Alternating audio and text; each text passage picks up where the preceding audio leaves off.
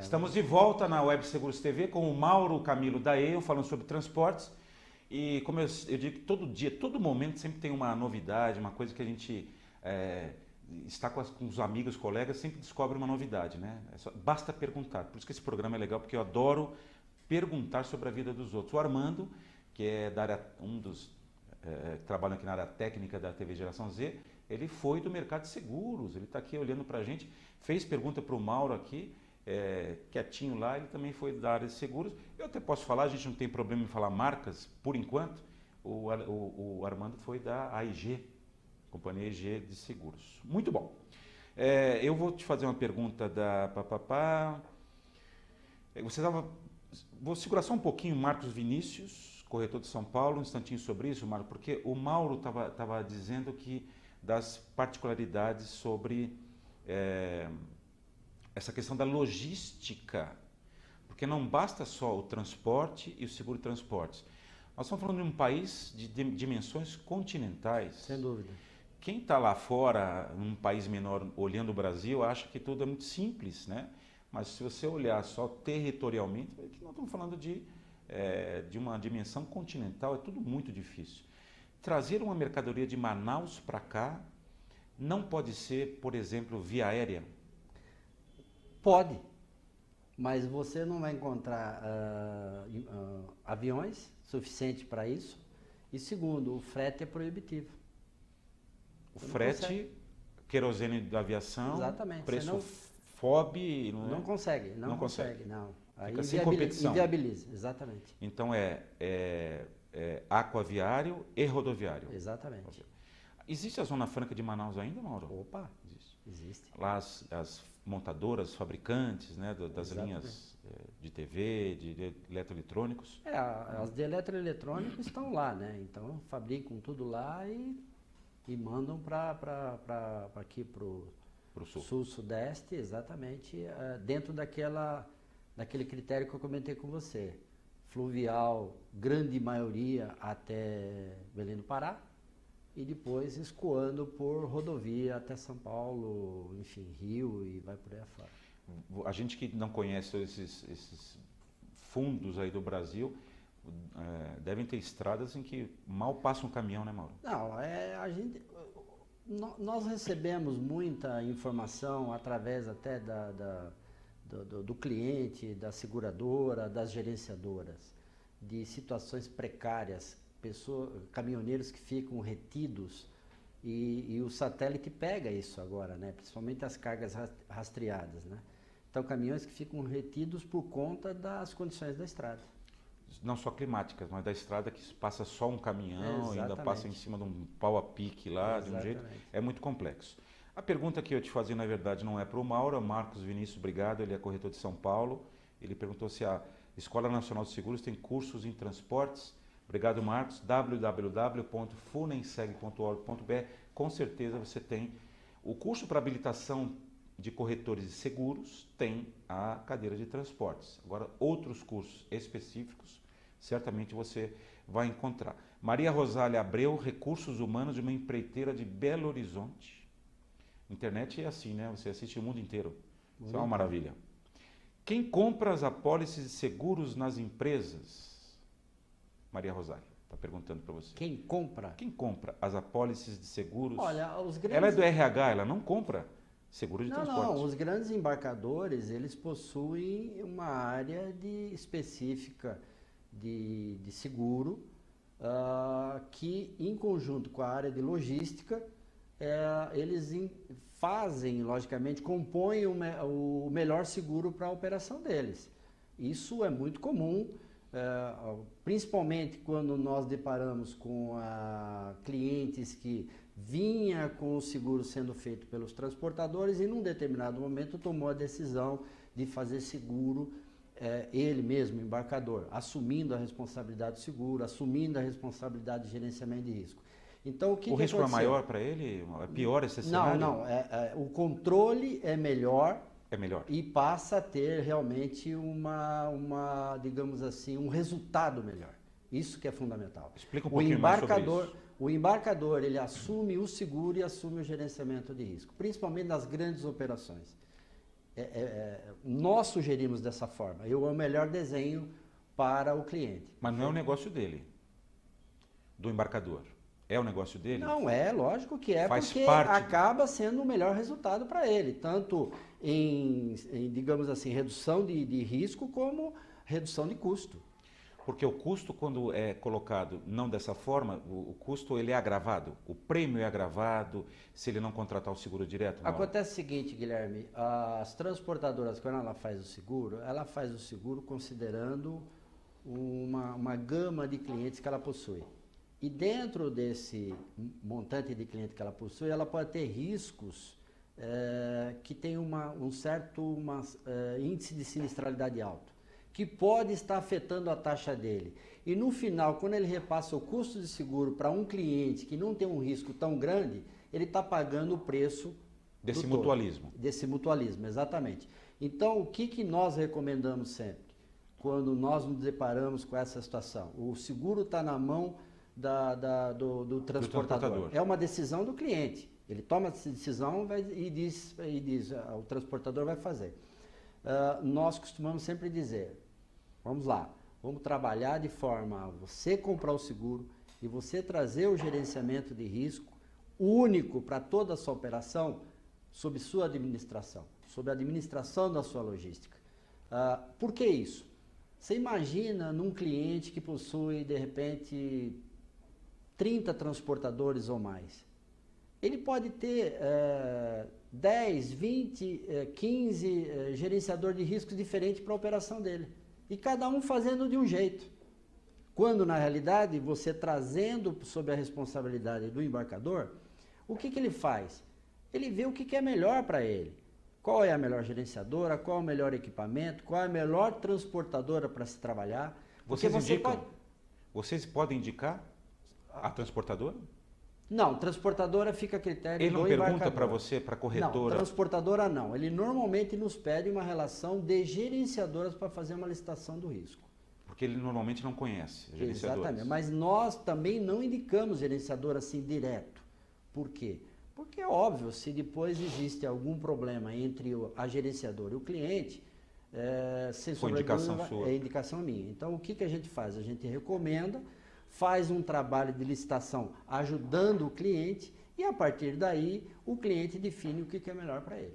Isso não está precificado, quer dizer, essa consultoria ela não tem preço? Não, tem, porque você pode trabalhar de duas formas na área de seguros. Você pode trabalhar com um FII, onde você define, em função do tamanho do risco que você está captando, qual seria o FII ideal, ou então um percentual de comissão que é combinado e define lá na pólice, enfim, e essa é a nossa remuneração. Quando dentro desse contexto já está pactuado que nós vamos fazer esse trabalho, perfeito. Agora, se é um trabalho novo que entra depois que já andou o processo está andando, o FII já foi pactuado, e aí entra um fato novo, aí nós vamos ter que negociar novamente, porque envolve a minha presença, sim, envolve a minha equipe, envolve o meu pessoal de gerenciamento de risco e vai por aí fora. Exatamente. Em termos percentuais, você tem esse número entre percentual de transportadora que faz o seguro e o embarcador? É 50-50? Está-se com a ajuda de vocês? Eu diria que muitos dos nossos clientes estão indo para o caminho dele mesmo contratar. Hoje eu diria o seguinte, dentro da nossa... Só para você entender, a Aon ela tem mais de 90% do seguro de transportes vindo dos embarcadores. 90%? Mais de 90%. Então, o que acontece? É uma carteira super disputada no mercado. Desse total, que é Vou te dar alguns números também da carteira, que é muito importante. Nós devemos fechar o ano 2013 com um volume de prêmio de 300 milhões de reais. O que acontece, Guilherme? Do total de 3 bilhões, nós representamos 10% do mercado, concorda? Sim. Então, olha só, desses 300 milhões, 40% aproximadamente vem do seguro de importação. 50, 55 por aí, o transporte nacional compreendendo o embarcador e compreendendo o RCT, e o resto, seguro de exportação, alguma coisa do cabotagem, vai por aí afora. Então, se nós fôssemos uma seguradora, possivelmente hoje seríamos a primeira do mercado. Em volume de prêmio. É maior que a seguradora. Exato. Então, o que acontece? A Eion, ela é muito disputada pelo mercado segurador, por conta desse volume de prêmio que nós temos. Vocês topariam bancar o risco, Mauro? Não tem condições. Essa já é uma outra brincadeira, quem banca o risco. É interessante isso, quer dizer, o cliente está entendendo, então, através desta consultoria, que ele pode tomar frente da operação, contratando seguro. E aí ele conta com a nossa consultoria e assessoria. Aí precisa, porque não consegue Exatamente, onde entra aquilo que eu disse inicialmente, eu não posso ser só corretor, eu tenho que ser o consultor e o prestador de serviço. Cássio Marcondes, corretor Rio de Janeiro, um abraço, Cássio, obrigado pela audiência. Quais são as melhores seguradoras em transportes no Brasil? É uma pergunta capciosa essa, né? Dizer quem são melhores, piores, maiores. Eu vou responder para o Cássio dizendo o seguinte, eu não vou dizer qual é a melhor, até porque eu trabalho com todas do mercado, claro. E aí vai ficar meio que indelicado. Quem é a primeira no ranking no Brasil hoje? Em termos de ranking. Eu vi um ranking recentemente onde apontava, no geral, a Mafre, até por conta... Não, a Itaú, perdão. A Itaú, exatamente. Vinha Itaú, depois tinha a Mafre, e também Ace, se não me fala, a Allianz, depois vem... da metodologia. Aí vem Tóquio, vem Royal, Yasuda, enfim. Então, que realmente sabe trabalhar em transportes, eu diria o seguinte, umas 10 seguradoras. Depois, grandes seguradoras. Eu não estou dizendo que as demais não sabem trabalhar, mas às vezes até por questões de capacidade, em função do limite, etc., acaba não tendo interesse em determinados riscos. Então, o que acontece? Quando aparece um risco, aonde eu tenho que colocar ele de uma forma, considerando um DSU e vai por aí afora, eu tenho que ir nessas seguradoras que têm, digamos assim, maior capacidade de aceitação.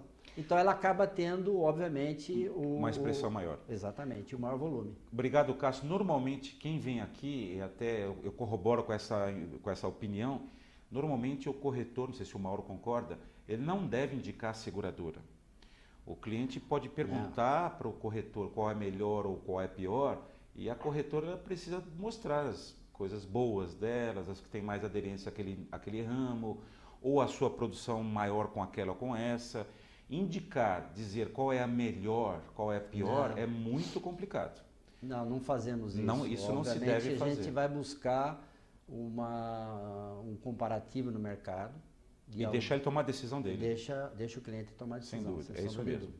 Qual que é o cenário e perspectivas, cenário não você está dizendo, mas perspectivas no Brasil e no mundo no ramo de seguro e transportes, Mauro? Olha, Guilherme, tem muito a crescer. Carteira de transportes. Tem lastro para isso, mas tem que haver tudo aquilo que eu falei anteriormente. Eu acho que infraestrutura em portos e aeroportos, melhoria nas estradas, o fluvial, o cabotagem e o ferroviário, se realmente tivesse um investimento nesses dois modais, ele traria um benefício muito grande para a operação. Porque o que acontece? Quando tem toda essa deficiência, você acaba tendo uma quantidade de sinistro maior. Não é melhor para o seguro? Do ponto de vista da corretora, não é melhor você ter um risco maior? Ou não tem, essa relação não existe? Não, é óbvio que o seguro ele é feito para pagar sinistro. mas ao mesmo tempo a gente sempre vai em busca de um ajuste na operação, principalmente quando você fala em roubo. Você fala em roubo, você tem que pôr o quê? Você põe travas, né? Você põe seguranças para que o roubo não aconteça. Por exemplo? Tá? Gerenciamento de risco, é a isca, é o equipamento satelital, é o outro equipamento redundante, é uma escolta. No início, no destino, às vezes nem sempre 100% do percurso. Escolta. Escolta? Escolta armada. Comum, escolta armada. Tem determinadas cargas, Guilherme, eletroeletrônico e farmacêutico, vou citar só esses dois. Além obviamente, consulta e cadastro do motorista, que tem que ser uma pessoa idônea, você tem que ter o rastreamento do caminhão, tem que ter a isca num determinado ponto da carga. O que é a isca, Mauro? Explica Isca para o nosso... é um equipamento que é colocado em algum ponto estratégico, ou no caminhão ou na carga, de forma que, digamos que o caminhão seja interceptado e os bandidos consigam burlar o satélite. Mas ele não sabe onde a isca está. E aí, através da isca, a gerenciadora de risco consegue detectar onde o caminhão está sendo desovado. Olha só. Então, é uma chance de se pegar a carga. É como guardadas as devidas proporções, o segurado que coloca o rastreador no seu automóvel, né? Ele não sabe onde está. O segurado não sabe onde está. Perfeito. Ele não pode saber. Às vezes o motorista não sabe onde está esse equipamento. Essa questão da escolta armada me chamou a atenção e a gente conversa muito no mercado sobre isso. A seguradora, ela indica uma empresa que faz a escolta. Quem faz isso é o cliente? Não. É a corretora? Ela leva em consideração na precificação do seguro ter a escolta ou não ter, faz diferença? Leva, lógico, porque quando ela subscreve e ela coloca o critério de gerenciamento de risco, a taxa que ela está dimensionando está levando em conta que aquela carga vai seguir aquela regra que ela definiu. Rastreamento, isca, escolta e vai por aí afora. Porque se o cliente não cumprir com aquela regra, obviamente ele não vai receber o sinistro. Mas ela dimensionou a taxa, uma taxa mais atrativa, porque ela está exigindo uma segurança maior. Quem paga a escolta, quem paga a isca? O próprio segurado. É o próprio segurado. O próprio segurado, exatamente. Ela está definindo uma taxa e o cliente tem que assumir essa responsabilidade. Sem dúvida é uma coisa complexa. Você tem que fazer o seguro e tem que estar preocupado, aquela velho jargão popular, olhar o padre e a missa ao mesmo tempo, né? Porque tem que estar, infelizmente, né? Já tivemos aqui no programa falando sobre roubo de carga. Um abraço ao Nelson. O próprio Geraldo já falou sobre roubo de carga no Brasil. Melhorou ou piorou esse cenário de roubo de carga no Brasil? Eu ia concluir essa pergunta anterior com a questão do sinistro que eu lhe falei. E aí eu vou lhe dizer que o acidente ultrapassou roubo. O acidente. O acidente. E aí vai de encontro àquilo que nós estamos falando. Você tem a soma da deficiência na estrada, transportador e o motorista, que acaba culminando com o acidente. Então, veja só, o roubo você às vezes consegue inibir considerando tudo aquilo que eu acabei de falar. O rastreamento, a isca, a escolta e vai por aí afora. Agora, o acidente, você pode até chamar o motorista e dizer para ele, olha, cuidado com aquela curva, você tem que fazer ela a 60 por hora. Mas se ele não fizer ela a 60 por hora, o caminhão tombar, você não tem o que fazer, você não está do lado dele para inibir que ele faça aquilo. Quem perde? E recentemente foi aí estipulado para o mercado de transportador que teria que ter aquele intervalo de 4 horas de descanso. Não sei dizer se existe alguma estatística que está acompanhando isso. Porque, olha só, antigamente entre o ponto A e o ponto B, que ele fazia em 6 horas, estavam querendo que ele passasse a fazer em 4. Então, você imagina, vai acabar tendo uma velocidade maior para o caminhão. E se ele não conseguir fazer em 4, ele não teria onde parar, porque ele tem os pontos definidos de parada.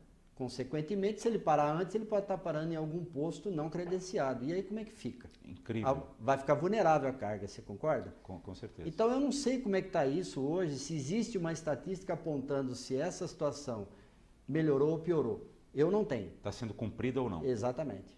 Olha, coisa muito complexa. Eu já, como sempre faço aqui, já faço o convite para o Mauro voltar aqui para falar sobre essa modalidade, porque são muitas perguntas, muitas curiosidades que nós temos, né? A gente está na reta final, infelizmente, né? Aqui na Web Seguros TV, um programa da TV Geração Z. Eu vou pedir para o Mauro, rapidamente, falar um pouquinho sobre como a Aon trabalha nesse setor, né? A importância da consultoria, do suporte ao cliente. Como é que a Aon tem trabalhado atualmente no transporte, que é a sua liderança lá dentro, né, Mauro? Perfeito, Guilherme. Bom, primeiro que aquilo que eu falei, a gente capta as informações de uma forma muito detalhada. Porque se você captar as informações de uma forma bem detalhada, você consegue colocar o risco e colocar ele muito bem no mercado. Segundo, quando nós internamos esse seguro, nós nos preocupamos com ele. Tem que ter, logicamente, uma equipe, e nossa equipe hoje, ela é composta de 24 pessoas, tá? E dentre essas 24 aqui pessoas, em São Paulo. aqui em São Paulo, 100% do transporte da Aon está concentrado em São Paulo. As filiais demandam São Paulo, perfeito? Todo mundo trabalhando na busca do negócio, manda para São Paulo coloca o risco e administra o risco, ok? Obviamente que a única coisa que vai para a filial é a receita e o cuidado que eles têm que ter, logicamente, de cuidar do cliente, que é aquilo que eu disse, o pós-venda, perfeito? E nós temos uma rede internacional muito forte, porque nos ajuda a trazer informações para que a gente possa alimentar o cliente das melhores práticas. E com esses 24 funcionários, eu administro, então, essa carteira que eu acabei de lhe dizer de 300 milhões de prêmio. Tá? Questão de parabéns. Que realmente significativo. É difícil. É muito difícil e eu te explico por quê. A policy de transportes, ela ainda, a maioria delas, é faturamento mensal. O trabalho é muito grande. Dificilmente se encontra só os bigs clientes que gostam de fazer seguro ajustável. O ajustável não te dá tanto trabalho, ao passo que a policy mensal, ela gera uma mão de obra todo mês. A operação é muito maior. É muito maior. O custo, a operação, o cuidado, Perfeito. Análise. Então isso traz um trabalho muito grande e que acaba tendo que ter um quadro bastante expressivo para poder administrar. Como vocês gostam de chamar lá, o back-office tem que ser muito grande. Perfeito. Infelizmente, aqui já estamos sinalizando aqui que a gente TV ao vivo é isso, né? Tem que cumprir as regras do horário, mas o Mauro já está sendo convidado ao vivo para voltar aqui e falar, porque tem gente dizendo que assistiu a sua palestra lá no CIST e queria que você falasse sobre prêmios, fuga de prêmios, tem outras perguntas aqui, mas eu me comprometo já fiz o convite aqui, o Mauro, pegar a agenda do Mauro, a assessoria do Mauro aqui de imprensa, pessoal de comunicação, combinar com a agenda do Mauro de vocês voltarem aqui. Você quer deixar um e-mail de contato, se alguém quiser te mandar uma pergunta? Pode, ou de pessoal da comunicação, quer deixar, Mauro? Por favor, diga lá para essa câmera. Mauro.camilo, com 2 L's, @aon.com. Aon, né? Exatamente. Que vem do gaélico lá atrás, que quer dizer união. Exatamente. Quer dizer união. Você lembra gravou, bem disso. Um abraço ao pessoal da Aon, todo mundo que está acompanhando a gente. Um abraço, web espectador. Muito obrigado à equipe técnica da TV Geração Z. Na quinta-feira que vem, ao vivo, aqui do alto da Avenida Paulista, mais um programa Web Seguros TV. Obrigado, Mauro. Prazer em te rever. Até a próxima. Obrigado, pessoal. Até a próxima.